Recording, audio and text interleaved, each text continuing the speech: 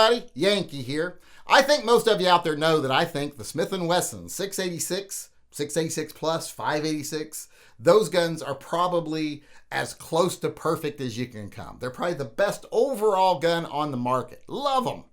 I don't think that's a secret. But some people don't like Smith & Wesson, and they want something else.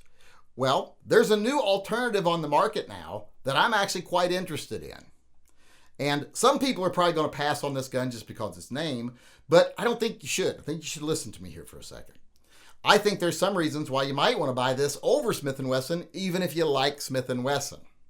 And this is the Taurus. It's the 692 Executive Series.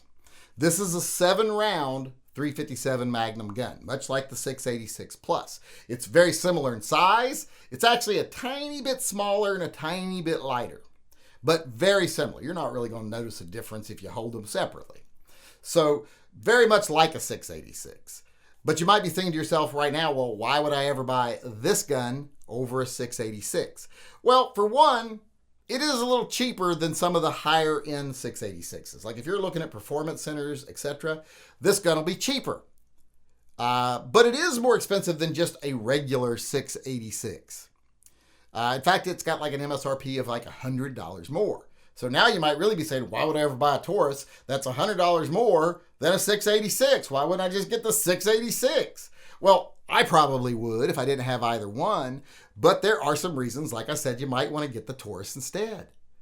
One of the big reasons is, like I said, the Taurus is less expensive than the higher end Smith & Wesson models, the performance centers. It's just slightly more than the standard brand, and it's nicer finished than the standard ones. The standard Smith & Wessons are kind of bleh. I mean, I like them. They're great quality guns, but I would never call them fancy or beautiful. That's when you get into the performance center guns, where they look really nice. Well, this gun actually comes in looking really nice. It's got a hand-polished satin finish on it. Beautiful finish on this gun. I've seen this finish on their guns at SHOT Show. It's really nice. It has a look to where it doesn't really even look like stainless. It looks more like a old style chrome or nickel plating, but it is a hand-polished satin stainless. So it's a really nice looking gun. That might be one reason right there you would choose it over the Smith. It's just better looking. They have the same number of rounds. They're similar in size, and price is not that different. And here's the thing about the 692 from Taurus. It also comes with a removable cylinder and comes with another cylinder in 9mm. So if you like to shoot 9mm at the range, or maybe your 5-year-old shoots your gun every now and then, or your 99-year-old grandmother who has rickets and arthritis, well, then you can swap that cylinder right out, put the 9mm in it. They're good to go. And it's a push button. It's like the higher end guns, that have like the button where you just push it, pop the cylinder out. You don't got to take out a cylinder screw. Push a button, pop it out, pop the new one in, ready to go. That quick. It's like changing magazines. So not only do you have that 357 Magnum 38 special option with 7 rounds, you also have 9mm option at the snap of a finger. So that right there might be reason to buy the Taurus over the Smith & Wesson in itself. Also, it's ported. The Smith & Wesson's not ported. So if you can get that Taurus that looks better, has that extra cylinder, and is ported from the factory on top of everything, well, the reasons to get the Taurus are starting to add up. If you're not someone who discriminates on it just because of the name, and everybody knows I like nice stuff. I like nice guns, but the new Tauruses are really starting to be very nice.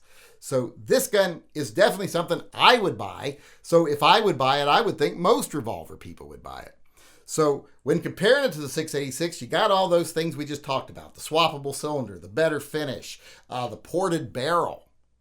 And the trigger on these Executive Series guns is better than the standard trigger on the Smith. Now, it probably is not as good as the Performance Center. It might almost equal it, but when you're looking at the standard Smith, which you'd be comparing this to price-wise, I think the trigger on the new Tauruses is just as good, if not better. So that's an option right now there. But even if all those things weren't enough to sell you on the Taurus, well, there's one more thing you might want to consider.